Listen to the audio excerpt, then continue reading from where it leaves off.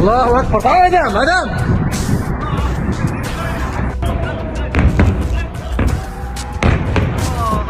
মধ্যপ্রাচ্যে ফের উত্তপ্ত পরিস্থিতি। ইরানের পরমাণু স্থাপনায় মার্কিন বিমান হামলার একদিন পরেই ভয়াবহ প্রতিশোধ নিল তেহরান। ইরানের সশস্ত্র বাহিনী সরাসরি ক্ষেপণাস্ত্র নিক্ষেপ করেছে কাতার ও ইরাকে অবস্থিত মার্কিন সামরিক ঘাঁটিতে। ইরানের রাষ্ট্রীয় গণমাধ্যম প্রেস টিভির খবরে বলা হয়েছে, কাতারের রাজধানী দোহার কাছে অবস্থিত মার্কিন সামরিক ঘাঁটি আল উদেইদে চালানো হয় এই বিধ্বংসী ও শক্তিশালী ক্ষেপণাস্ত্র হামলা। এই ঘাঁটি মধ্যপ্রাচ্যে মার্কিন বিমান বাহিনীর অন্যতম প্রধান কমান্ড সেন্টার। ইরানের দাবি, তারা ইয়া আবা আবদুল্লাহ আল হুসাইন আলাইহি ওয়াসাল্লাম নামক পবিত্র কোড ব্যবহার করে এই অভিযানে সফলভাবে আঘাত হানে।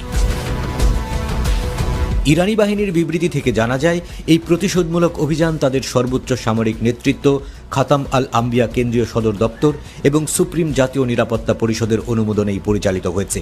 অভিযানের পেছনে যুক্তরাষ্ট্রের অবৈধ ও আন্তর্জাতিক আইনের লঙ্ঘনমূলক আগ্রাসন ছিল মূল কারণ।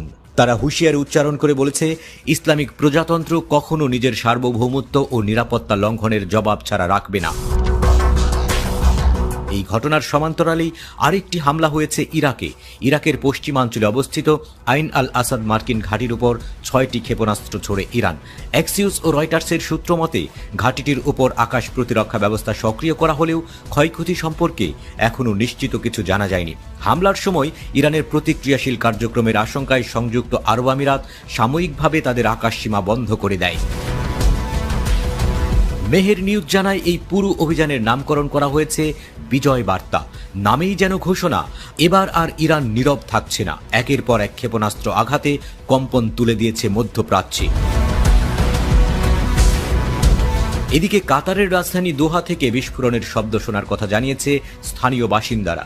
সিএনএন এক প্রতিবেদনে জানিয়েছে, ইরান পুরো অভিযানে মোট 11টি ক্ষেপণাস্ত্র ব্যবহার করেছে, যার লক্ষ্য ছিল মার্কিন ঘাঁটি ও কৌশলগত সামরিক স্থাপনা। বিশ্লেষকরা বলছেন, এই ঘটনা মধ্যপ্রাচ্যের ভঙ্গুর শান্তিকে নতুন করে বিপদের মুখে ঠেলে দিয়েছে।